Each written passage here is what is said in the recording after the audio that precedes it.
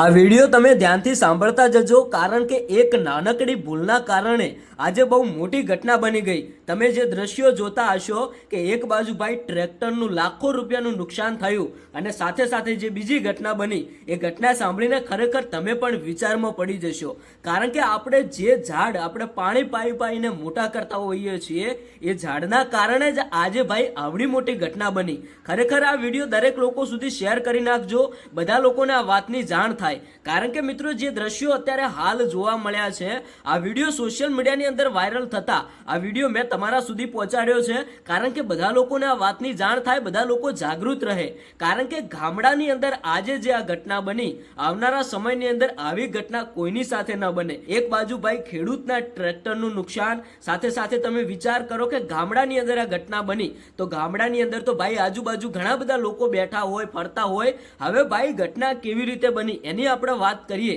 તો તમને બધાને ખબર જ છે કે આપણા ગુજરાતની અંદર અત્યારે હાલ ધોધમાર વરસાદ, વાવાઝોડું ચાલી રહ્યું છે, એના કારણે જ આ ઘટના બની છે। વાવાઝોડાના કારણે આ લીમડો ભાઈ નીચે પડી ગયો અને લીમડો હતો બહુ વર્ષો જૂનો, મોટો અને બહુ વજનદાર, એના કારણે આ લીમડો જેવો નીચે પડ્યો તો ભાઈ જે ખેડૂતનું ટ્રેક્ટર હતું એના ઉપર લીમડો પડ્યો અને આ લીમડો જેવો ટ્રેક્ટર ઉપર પડતા જ ભાઈ મોટી ઘટના બની ગઈ અને ટ્રેક્ટરનું લાખો રૂપિયાનું નુકસાન થયું। અને પછી જે વિડીયો સામે આવ્યો એ વિડીયો ભાઈ બહુ જોવા જેવો હતો, એટલા માટે જ મેં આ વિડીયો તમારા સુધી પહોંચાડ્યો છે, કારણ કે ગામડાના લોકો હોય કે સિટીના લોકો, બધા લોકોને આ વાતની જાણ થાય કે ભાઈ પોતાના ઘર આગળ જો કોઈ પણ મોટું ઝાડ હોય ને તો ભાઈ જે વરસાદ અને વાવાઝોડાની ઋતુ આવે એ ટાઈમે ભાઈ એ ઝાડને થોડું ઘણું કાપો, એટલે કે થોડું ઘણું વજનદાર હોય તો એનો વજન ઓછો કરો, પૂરેપૂરું કાપવાની આપણે વાત નથી કરતા, એ પણ જો તમારા ઘરની આગળ હોય તો, બાકી ખેતરોની અંદર હોય, જંગલોની અંદર હોય તો આપણે કોઈ પણ ઝાડને કાપવાની જરૂર નથી। પણ આજે જે ઘટના બની છે ભારે ઝાડના કારણે વધારે વરસાદ અને વાવાઝોડું આવવાથી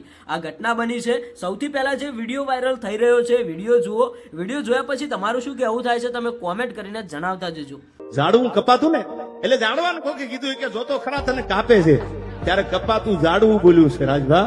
કે મને કાંઈ પીડા નથી, ગમે એટલા કુવાડાના ધારિયાના ઘા થાય, એની ત્રેવડ નથી કે અમને લોખંડ કાપી